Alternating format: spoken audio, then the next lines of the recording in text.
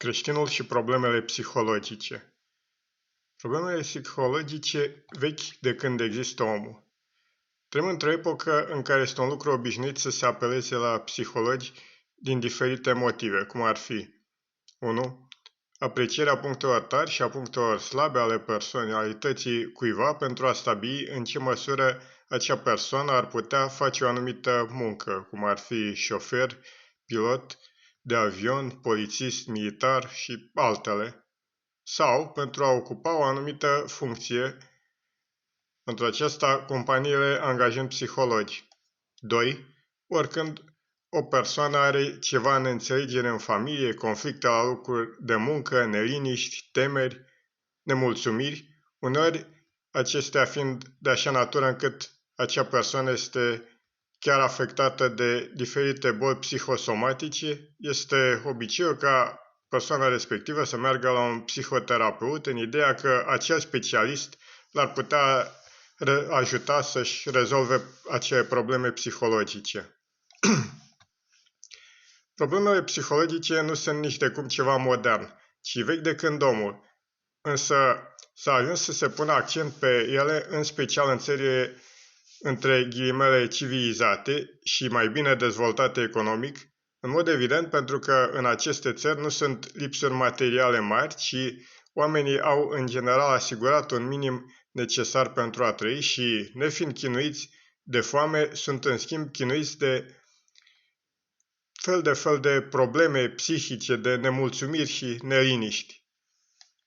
În Scriptură vedem că Adam, primul om, este și primul care a avut mari probleme psihologice și Scriptura ne arată clar că la originea problemelor psihologice este păcatul, neascultarea de Dumnezeu, Creatorul de care omul este dependent, după cum și în natură toate se țin prin puterea cuvântului lui.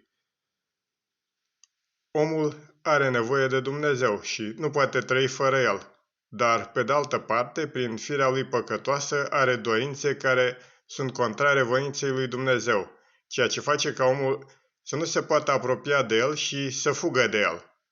Și încercările omului de a face ceva pentru a se împăca cu Dumnezeu și a fi primit de el nu au efecte mai bune decât șorțurile din frunze de smochin pe care și le-a făcut Adam când a auzit glasul lui Dumnezeu pentru întâlnirea pentru care se strădui să se pregătească.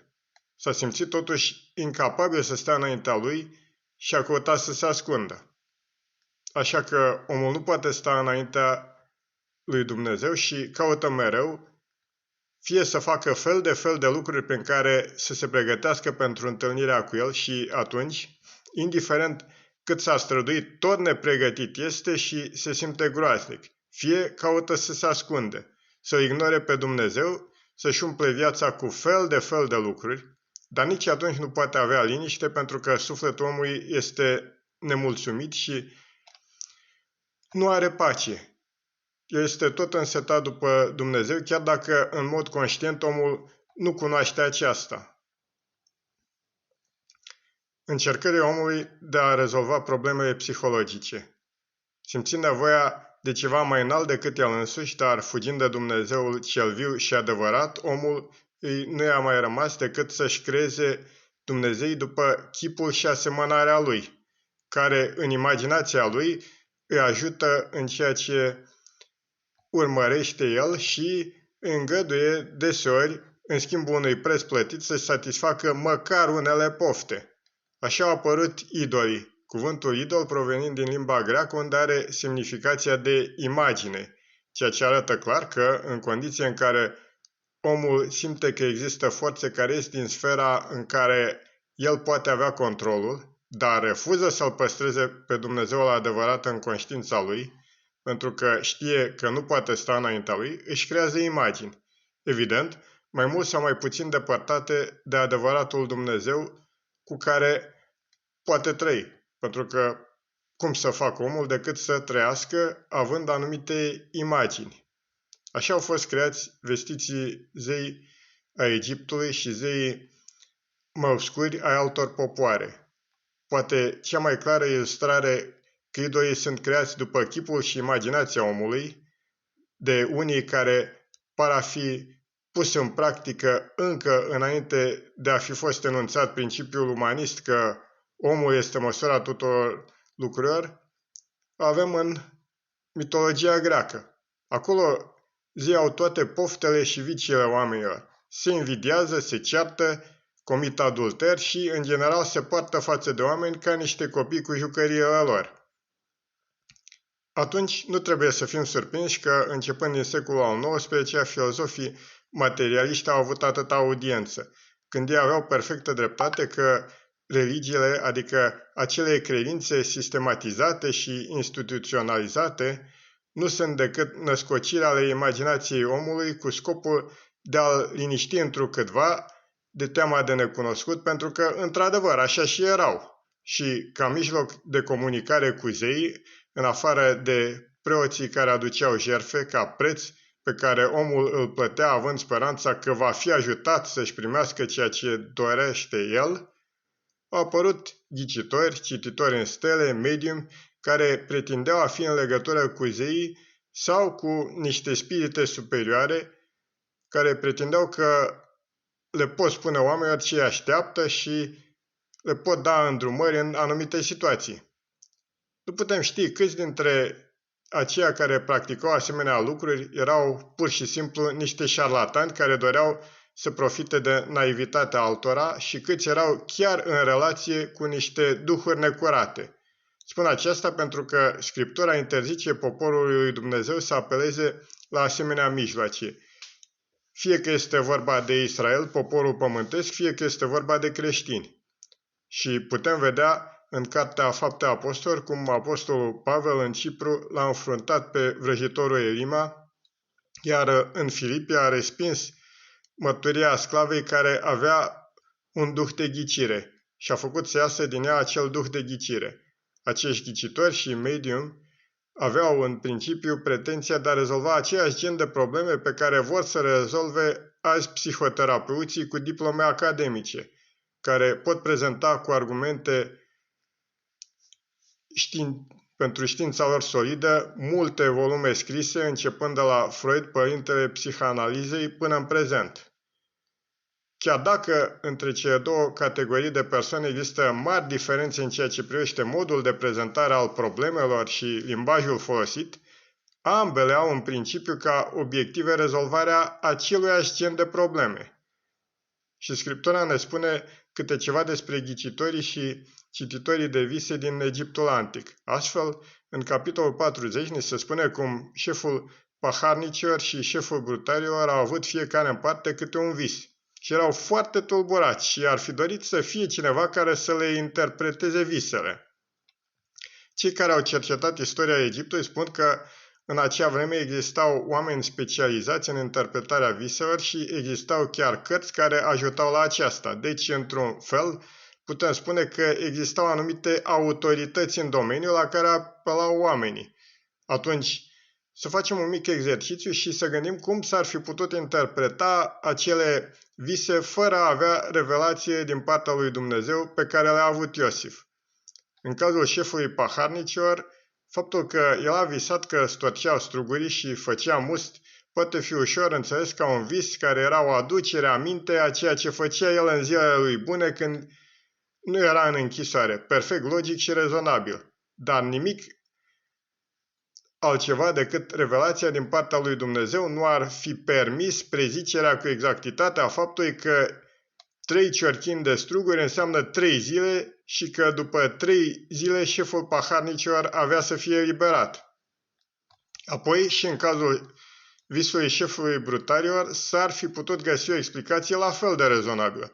Coșurile pline cu pâine și prăjituri reprezentau în modul cel mai normal ceea ce brutarul trebuia să pună înaintea lui Faraon, iar faptul că păsările au mâncat din acelea arată neglijența șefului brutarilor și că, din vina lui, Faraon nu a fost servit așa cum se cuvenea.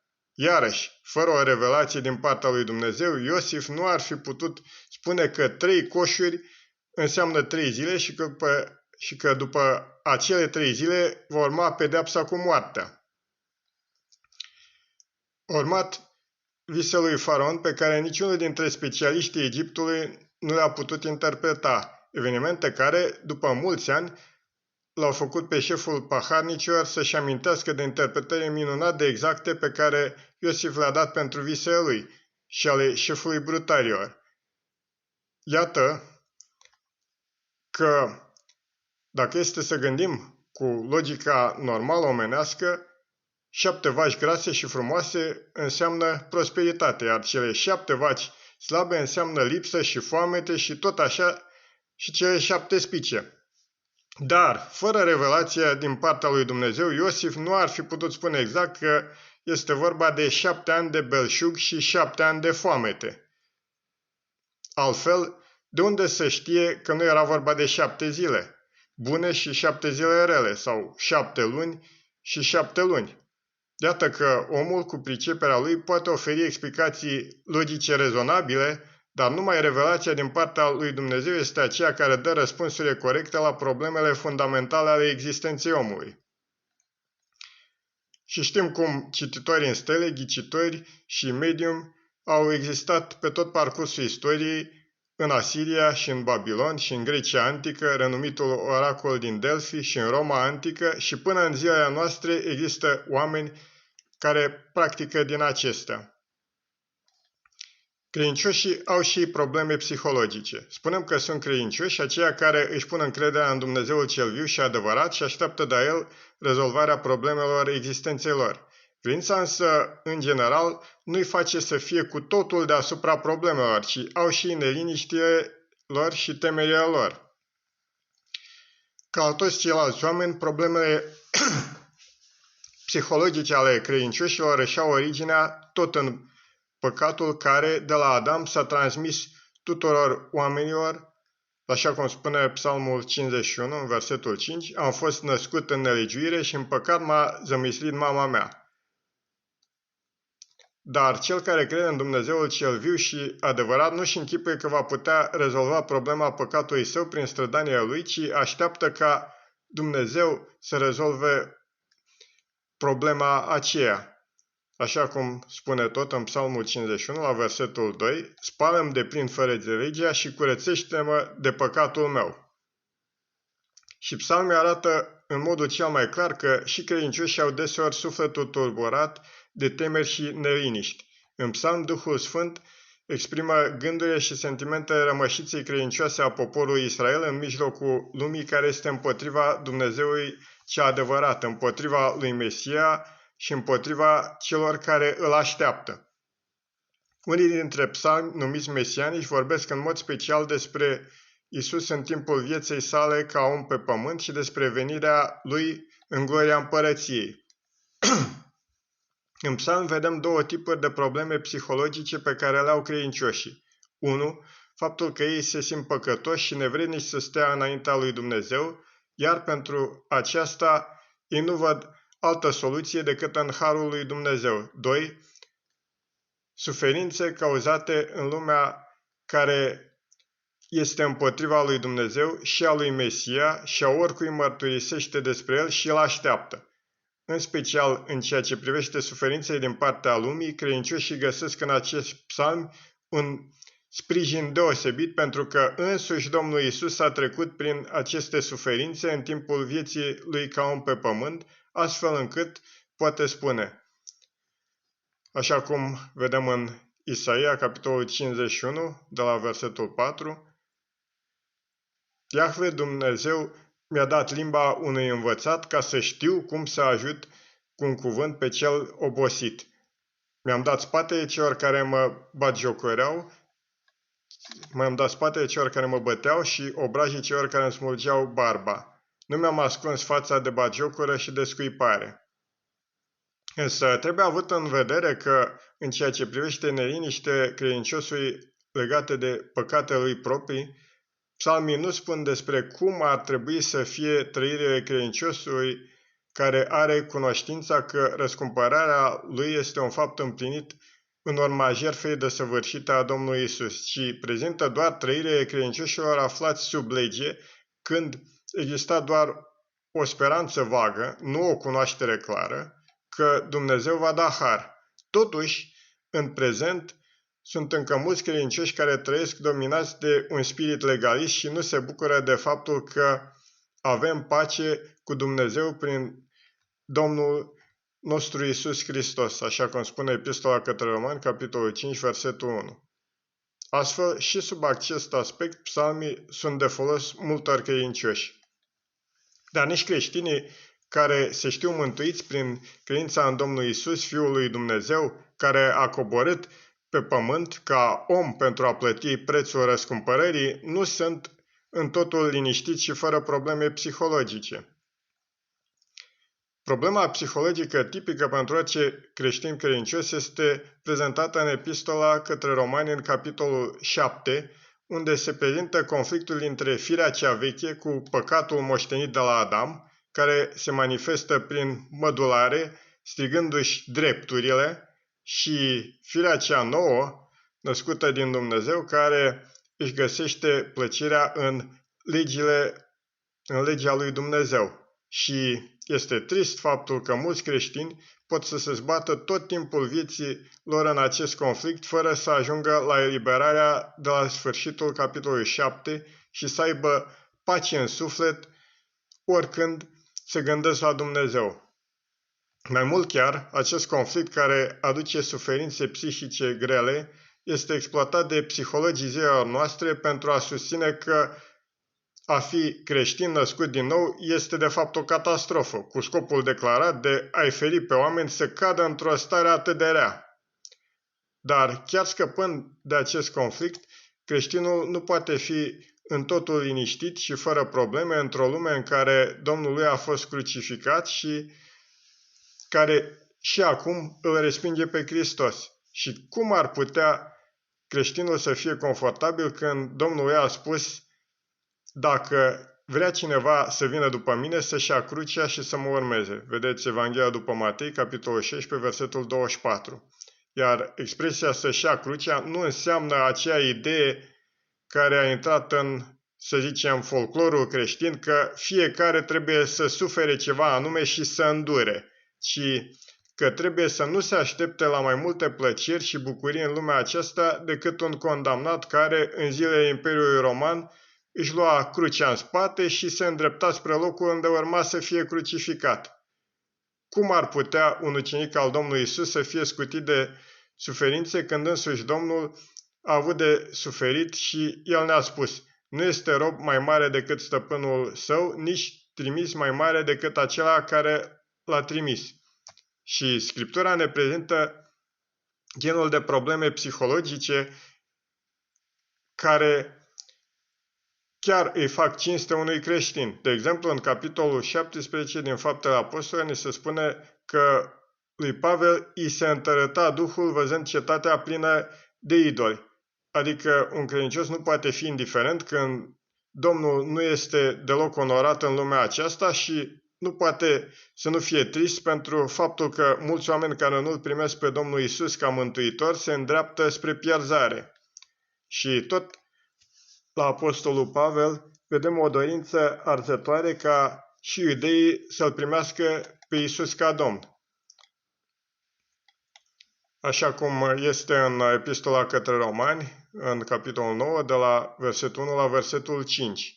Spun adevărul în Hristos, nu mint, conștiința mea mărturisind împreună cu mine în Duhul Sfânt că am mare întristare și necurmată durere în inima mea, pentru că aș fi dorit să fiu eu însumi anatema de la Hristos pentru frații mei, rudele mele, după carne, care sunt israeliți, ale cărora sunt înfierea și gloria și legămintele și darea legii și slujba și promisiunile, ai cărora sunt părinții și din care, după carne, este Hristosul, care este mai presus de toate, Dumnezeu binecuvântat pentru totdeauna.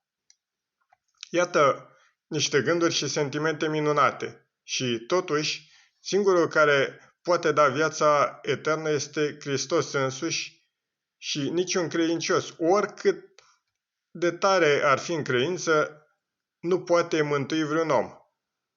Apoi, chiar asemenea gânduri și sentimente minunate și dorința arzătoare ca și alții să fie mântuiți pot să-l conducă pe credincios pe cei care nu sunt întocmai după voia Domnului, așa cum putem vedea în cazul apostolului Pavel, în Faptele Apostolilor, în capitolele 20 și 21, când, din dragoste pentru cei din națiunea lui, Pavel era hotărât în Duhul lui să meargă la Ierusalim, iar alți credincioși îl avertizau prin Duhul Sfânt să nu meargă la Ierusalim. Și ceea ce s-a petrecut la Ierusalim, unde Pavel, care până atunci lăsase la o parte toate ritualurile legii ceremoniale, a fost pus să se supună unor asemenea rânduieli legale pentru a le face pe plac iudeilor, după care, cu toate acestea, era să fie rupt în bucăți de mulțimea de iudei întărătată și, în final, a ajuns să fie închis, nemai putând să slujească Domnului în libertate. Acestea arată clar că ascultarea de Domnul trebuie să aibă prioritate față de orice alte gânduri sau sentimente, oricât ar fi ele de nobile. Și vedem că în această privință chiar și cei mai spirituali creștini pot face greșeli. Totuși, ce bine ar fi dacă problemele creștinilor ar fi în exclusivitate cauzate de faptul că lumea și stăpânitorul ei sunt împotriva lor, după cum sunt împotriva lui Hristos. Pentru că atunci, în suferințele lor, Domnul este prezent în Duh alături de ei și le dă mângâieri. Așa cum spune Epistola 1 lui Petru, capitolul 2, versetul 19. Este un har dacă cineva, datorită conștiinței față de Dumnezeu, îndură întristări, suferind pe nedrept. Însă, în mod trist, de multe ori credincioșii au de suferit din cauza că încearcă să evite suferințe pentru numele lui Hristos, conformându-se lumii. Sau, mai rău chiar, pot să sufere pentru fapte pe care chiar justiția omenească ar sancționa. Cu privire la acesta, Petru scria în 1 epistola lui Petru, capitolul 5, versetele 15 și 16. Nici unul dintre voi să nu sufere ca un ucigaș, sau ca un hoț, sau ca răufăcător, sau ca unul care se amestecă în treburile altora, dar dacă cineva suferă ca și creștin, să nu se rușineze, ci să-L glorifice pe Dumnezeu în numele acesta. Și la gând de acestea, Apostolul Pavel suferea și fiind preocupat de umblarea credincioșilor din adunări, el dorind ca Domnul Iisus să fie onorat prin tot ceea ce fac și cei care mărturisesc numele Lui. Așa cum le scria Corintenilor, vedeți în 2 Corinteni, capitolul 11, versetele 2-3. Sunt gelos față de voi cu o gelozie a lui Dumnezeu, pentru că v-am logodit cu un singur bărbat, ca să vă înfățișez ca pe o fecioară curată lui Hristos. Dar mă tem ca nu cumva, după cum șarpele a amăgit pe Eva în viclenia lui, așa și gândurile voastre să fie stricate, îndepărtându-se de la simplitatea față de Hristos. Și, de asemenea, mă apasă zilnic preocuparea pentru toate adunările. Cine este slab și eu să nu fiu slab? Cine se potignește și eu să nu ard? Așa cum spunea în 2 Corinteni, capitolul 11, versetele 28-29. Când este vorba de suferințe pentru fapte care nu sunt bune, poate că am fi înclinați să credem că numai creștinii cei mai puțin spirituali suferă pentru că au făcut lucruri contrare cu voia lui Dumnezeu, dar Scriptura ne arată că până și cei mai spirituali creștini pot ajunge să umble într-un mod care să nu-L onoreze pe Dumnezeu. Un exemplu în acest sens este în Epistola către Galateni, unde Apostolul Petru ne spune, unde Apostolul Pavel ne spune în capitolul 2, versete 11-13, când a venit Chifa la Antiohia, m-am opus lui pe față pentru că era de condamnat, pentru că mai înainte de a veni unii de la Iacov, el mânca împreună cu națiunile, dar când au venit aceștia, el se retrăgea și se separa, temându-se de cei din circumcizie. Și împreună cu el s-au prefăcut și ceilalți iudei, încât și Barnaba a fost atras de prefăcătoria lor. Deci iată că orice credincios, indiferent de statura lui spirituală și de experiența lui de credință, trebuie să vegheze pentru ca în orice privință să umble într-un mod care să-L onoreze pe Domnul. O problemă psihologică majoră în zilele noastre este depresia, atunci când omul nu mai are nicio speranță și nu mai vede pentru ce să lucreze și pentru ce să lupte. Sigur că nu este normal ca un credincios să fie deprimat, ba chiar unii când aud că un credincios este deprimat, mai se și apucă să-l mustre și prezintă problema în termeni de genul: trebuie să fii plin de bucurie sau cumva nu ești credincios, că nu se vede credința ta. Celor care au tendința să se poarte în felul acesta, le-aș recomanda să citească 1 Împărați, capitolul 19. Marele profet Ilie, după ce în ascultare slujise cu credința lui Dumnezeu mulți ani și făcuse înaintea Israelului apostat semne și minuni care arătau clar că Iahve este Dumnezeul adevărat, spre deosebire de idoli, a ajuns să fie deprimat pentru că împărăteasa Izabela a poruncit ca el să fie omorât, iar împăratul Ahab, din comoditate, nu a avut nimic de obiectat la ceea ce spunea soția lui. Și lui Ilie îi se părea că era singur și că nu mai avea niciun rost pe pământ, până într-atât încât a spus: destul acum, Doamne, ia-mi sufletul, căci nu sunt mai bun decât părinții mei. Și totuși, iată că pe un credincios care a putut ajunge să fie atât de deprimat, Domnul a găsit potrivit să-l ia în cer cu un car de foc, spre deosebire de Ilie, care în perioada legii nu putea avea alte speranțe confirmate în cuvântul lui Dumnezeu decât cele legate de o împărăție a lui Israel pe pământ, cu binecuvântări pe pământ. Speranțele noastre sunt cerești, pentru că în eternitate vom fi în cer alături de Domnul și Mântuitorul nostru. Și totuși, chiar și creștinii pot să fie atât de deprimați încât să zică cum zice Ilie: Doamne, ia-mi sufletul. Poate cu atât mai mult cu cât ei știu că va fi mai bine să fie cu Domnul decât în lumea aceasta atât de vrăjmașă lui. Privind la cazul lui Ilie, oare am mai putea spune că Dumnezeu ar putea să abandoneze acum pe un credincios care este răscumpărat cu prețul sângelui Fiului Său prea iubit? Am văzut deci că și creștinii au probleme psihologice cât timp sunt pe pământ, că nu au ajuns la un fel de, să zicem, nirvana, adică într-o stare de seninătate perfectă și de detașare completă de tot ce este în lume.